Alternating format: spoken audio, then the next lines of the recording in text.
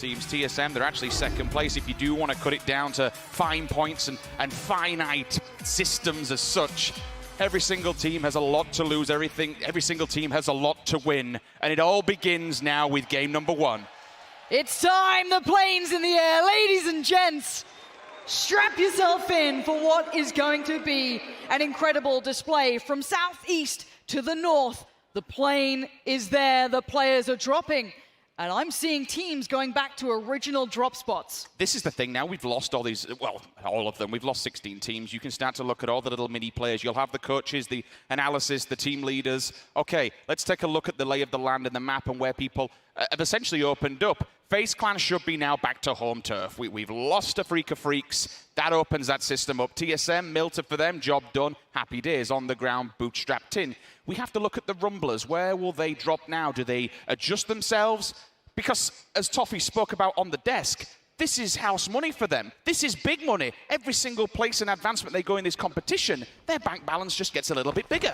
Yep, and eyes initially towards Entus Force, dropping down on the Millie Island themselves. Going to have the first. Now, on the nades come out, but can they find Senya? He's on the other side of this hill, staying alive, ducking down, trying to bide his time.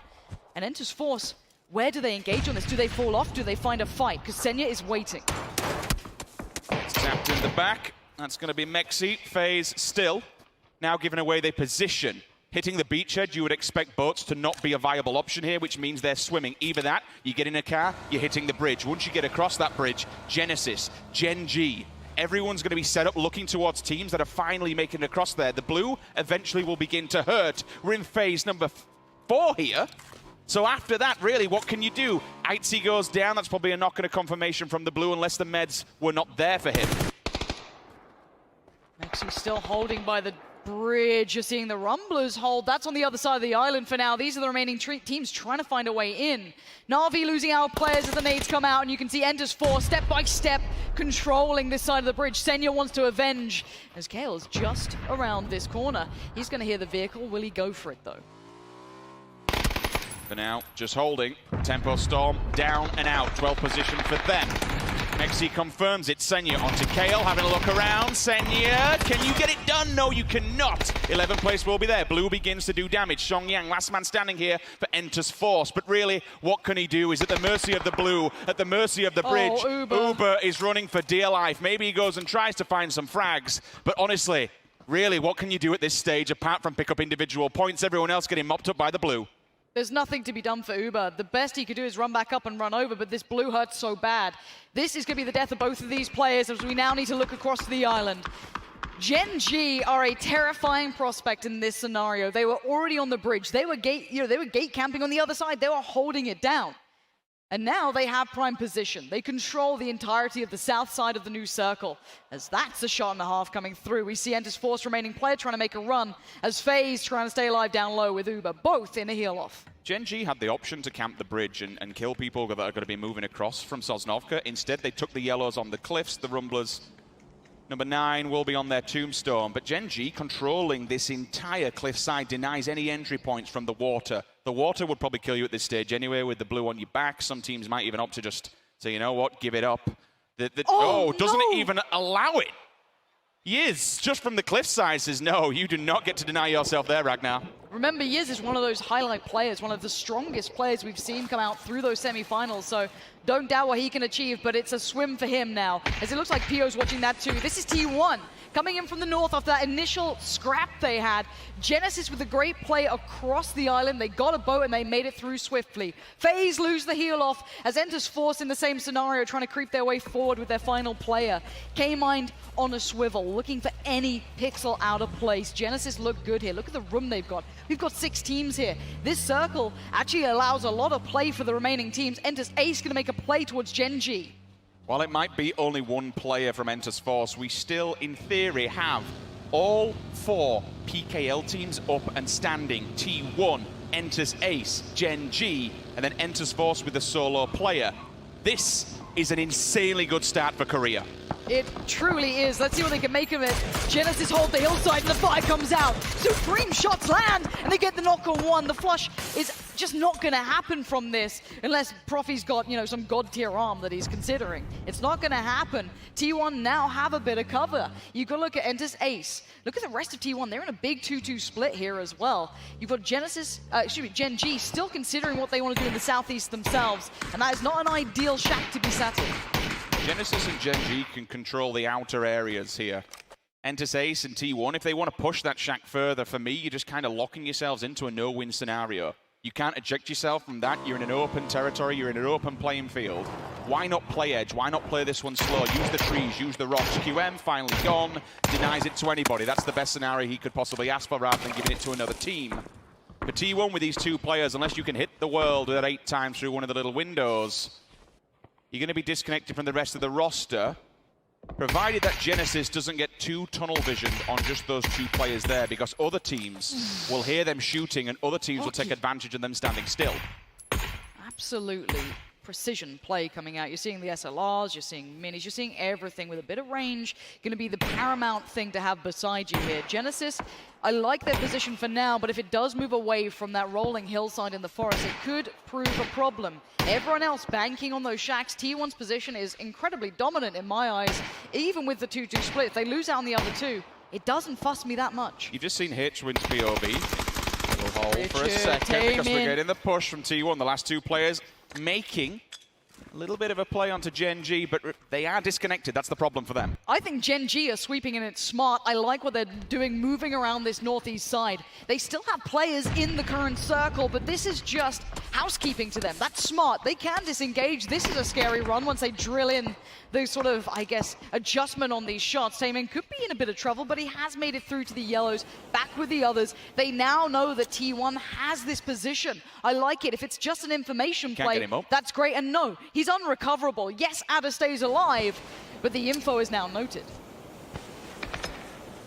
Speaking about Hitchman's POV, when you look towards his armor level 1, it's going to be even worse for the players of T1 inside the little shack, bunkering down and praying for dear life. Coming down the hillside, how much further can you go? Those smokes will only hide you for so long, fellas. Eventually they will have to run Genesis. out. They still have the circle. That's a beautiful position. They could also, if they really wanted to come down, they've got all the woods to play off of in their location.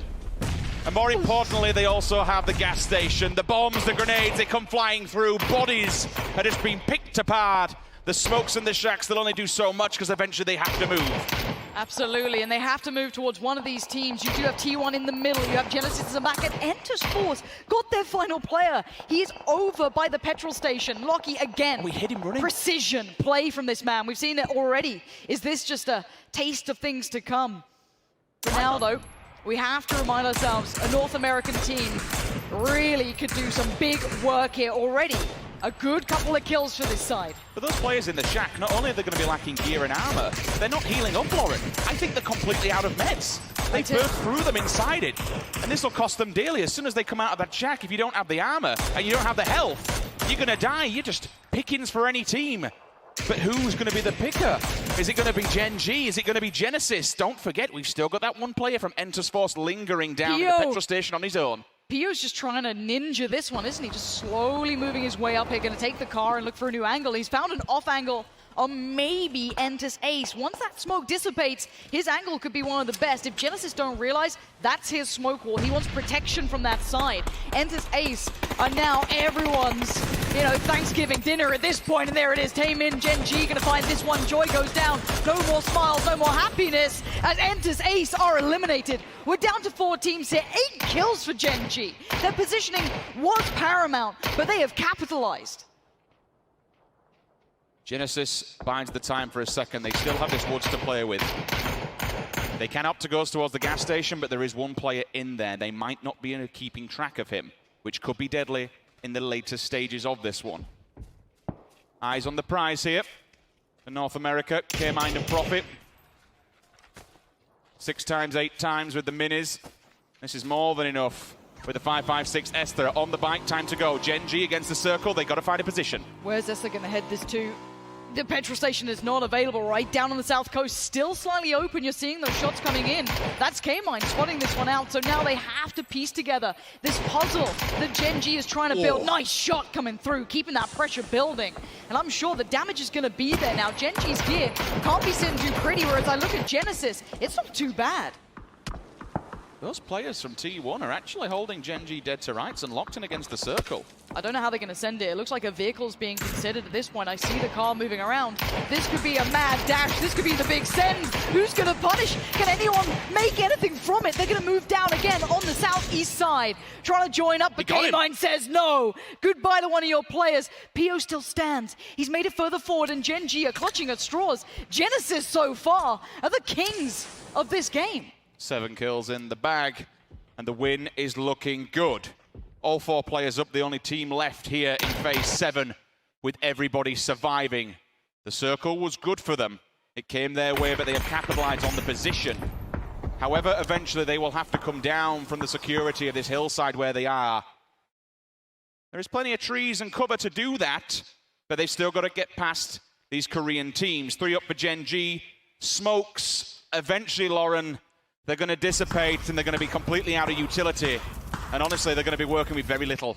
But they're trying to forge a path. They're trying to find a way forward. They're trying to put anything they can to create maybe a chance. Because the circle isn't too pleasant for Genesis either. They have to shift further and further forward, down the slope, more and more into the vision of Gen.G. I don't see any smoke now left on Ether. That's going to be a bit of a hindrance going forward. It might be time to start fighting out once these final smokes go. Profi just casually picking up a crit in the back lines. Who is this madman? He better have moves. He better be on a serpentine between these shots. And K-Mine, he can't land a shot.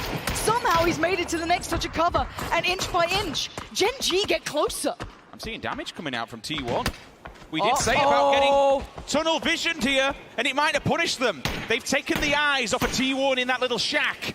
Nerf's gone down, smokes are up. Now they have to take one out of the scenario to get him back on his feet. The res will come through. That only gives eyes up for Genesis of 2 individual players. This allows Gen.G to actually move. This is dangerous. Oh my god, Ether is making the play. Moving up again under the fire. You know the suppressing fire was coming in. Seeing that knock, you know you got space.